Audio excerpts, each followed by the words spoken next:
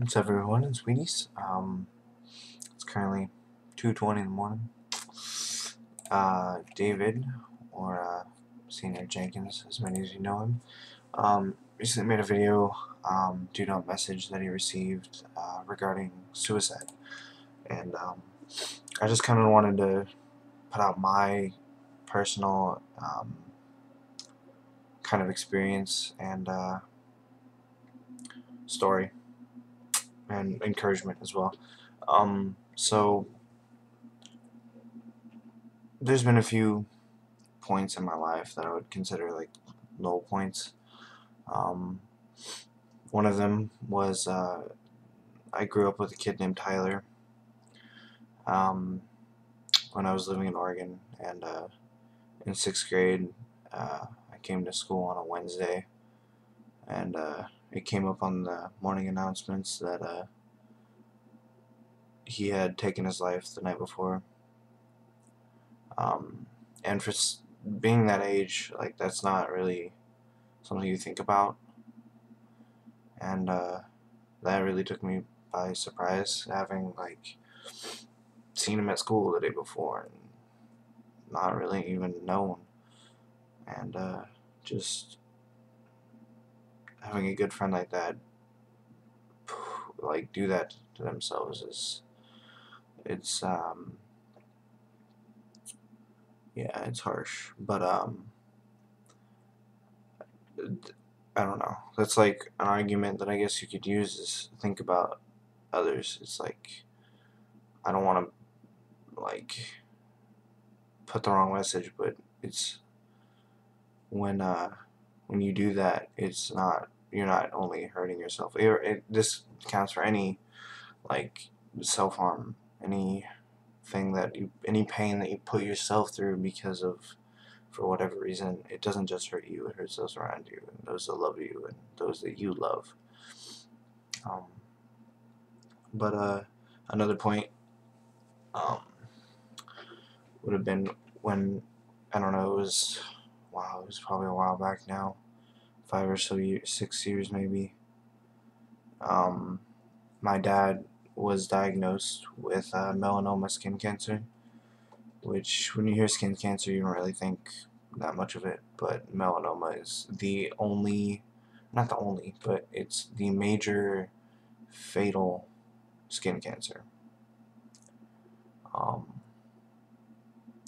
that was an extremely hard point, um, because, because for one reason it was like seeing my dad, who's this huge 6'3", like 200 some pound, like pure muscle, just this huge guy who was always my hero and always my idol, and he had to go through the therapy, and seeing him in his bed essentially with the flu, just laying there shaking, helpless, um, and just that how quickly that could be taken away, his strength, and it also hit me really hard. We were driving in the car one day, and it was me, him, and my brothers, and he asked us, he said, so, he said, so, are you guys gonna be able to take care of mom? And we were all like, what are you talking about? He said, well, you know that this could take me, right?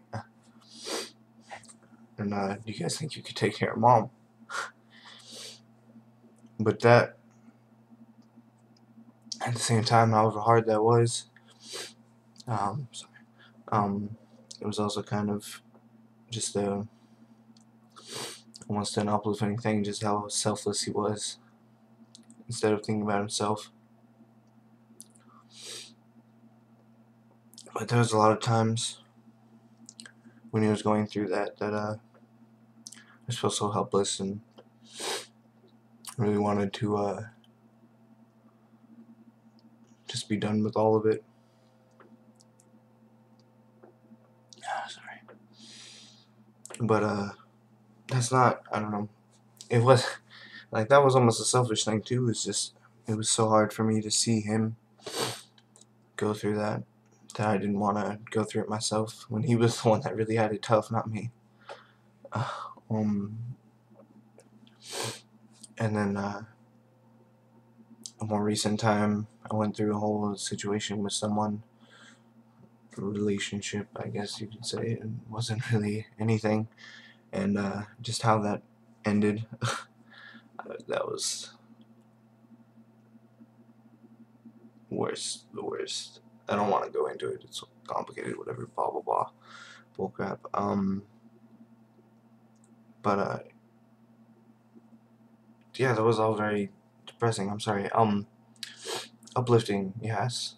So what's helped me through anything really is one thing you need to remember is instead of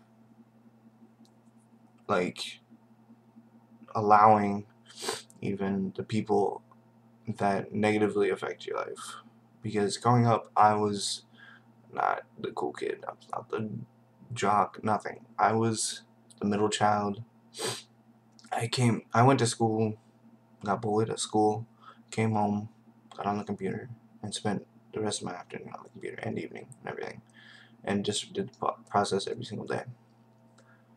I, like I said, I was bullied pretty much every day, and it didn't help that I moved schools in middle high school. Um,